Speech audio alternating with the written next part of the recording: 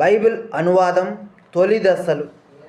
Greek భాష మాట్లాడే ప్రాంతాల్లో నివసించే యూదుల సౌలభ్యం కొరకు క్రీస్తు పూర్వం 250లో యూదు పండితులు హెబ్రీ లేఖనాలను గ్రీకు భాషలో వ్రాయడంతో బైబిల్ అనువాదానికి నాంది పలికినట్లయింది. ఈ అనువాదాన్ని సెప్టువజింటు అని పిలిచారు. యూదులు నివసించే ప్రాంతాల్లోని ప్రజలు మాట్లాడే భాషలో హెబ్రీ లేఖనాలను అందించడం సెప్టువజింటు ముఖ్య ఉద్దేశమని స్పష్టమవుతోంది. హెబ్రీ భాషలోని యూదు లేఖనాలను గ్రీకు భాషలో ఉన్న క్రొత్త నిబంధనను కొన్ని వందల భాషల్లోకి అనువదించారు. వీటిలో అతి ప్రాచీన భాషలు కాప్టిక్, అరబిక్, లాటిన్, సిరియా భాషలు కూడా ఉన్నాయి. ఈ అనువాదాల వెనుక ఉన్న ఉద్దేశం సెప్టువజింటు అనువాదం వెనుక ఉన్న ఉద్దేశమే. లేఖనాలను అందరూ తెలుసుకోవాలి.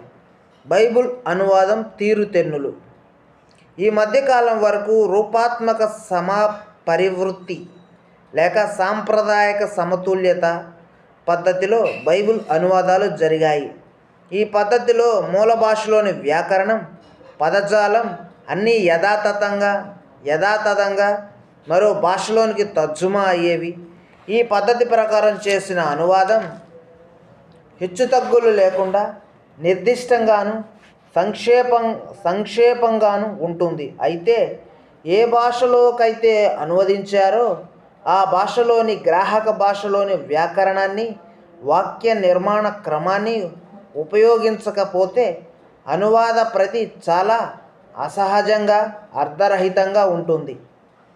ఆకృతికి, శైలికి అంత ప్రాముఖ్యత ఇవ్వకుండా పాఠకుల లేక శ్రోతల అవసరాలకు తగిన విధంగా భావ వ్యక్తీకరణలో వచ్చిన మార్పులను అనుసరించి బైబిల్ను అనువదించడం 1960లో ప్రారంభమైంది.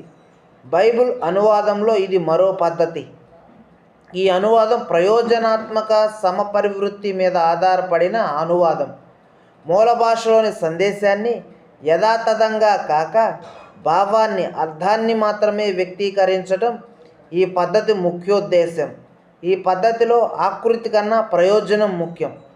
ఏ పద్ధతిని అనుసరించి బైబిల్ను అనువదించినప్పటికీ బైబిల్ అనువాదకులు విమర్శనాత్మక లేక ప్రామాణిక హెబ్రీ, గ్రీకు మూలప్రతులను ఉపయోగించారు గనుక వారి అనువాదాలు ఖచ్చితమైనవి, విశ్వసనీయమైనవి.